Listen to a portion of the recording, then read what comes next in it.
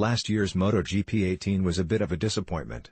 Here we are about a year later, and developer Milestone has been busily preparing MotoGP 19. Have they rectified the problems that plagued last year's entry?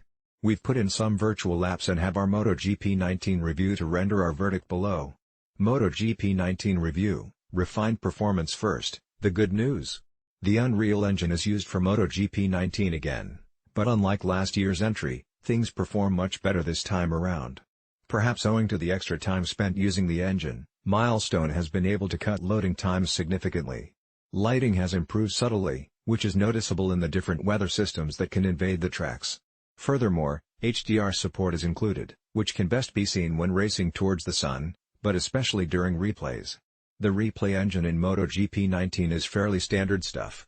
There is a small collection of camera angles to choose from, and photo mode is accessible at any point during the replay. The only option to save a replay is simply to use the PS4's built-in video recording functionality, so there is no way to relive some of your greatest moments from within the game. While we weren't able to test out online racing, MotoGP 19 features Amazon Game Lift technology, where the giant retailer leverages their cloud infrastructure expertise to help ensure a smoother online experience. Given the online offering from last year, it couldn't be any worse, right? When the game launches we will report our findings here. MotoGP 19 review, standard career fare that brings us to the main event in MotoGP 19, the career mode. Unlike last year, where players were forced to begin a championship at the rookie level and work their way up to MotoGP proper, this year seems to be all about choice. If you know your stuff, you can just hop into any class of motorcycle and hit the ground rolling.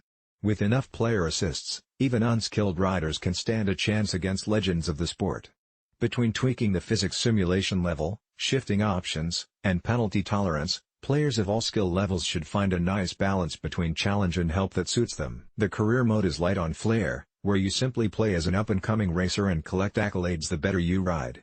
A generic announcer speaks briefly at the start of each session, and he only has a handful of phrases which will have all been heard by the time you're through even one racing weekend at one track.